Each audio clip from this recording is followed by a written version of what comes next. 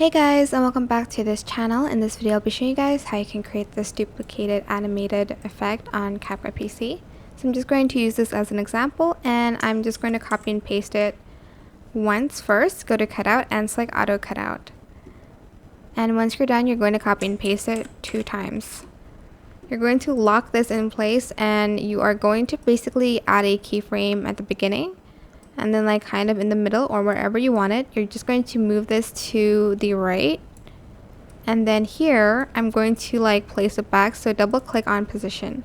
I'm going to do the same thing to this one, add in keyframe, go to this one, and I'm just going to position it to the left like so.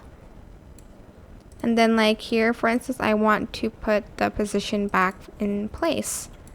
And that is basically it. You can add more effects by blurring it out or glitching it or whatever if you'd like to, but I would just leave it like this.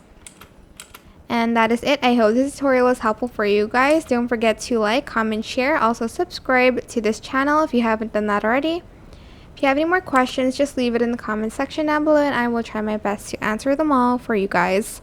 If you found this video helpful, please click the thanks button above the description box down below. Thank you so much for watching. Bye!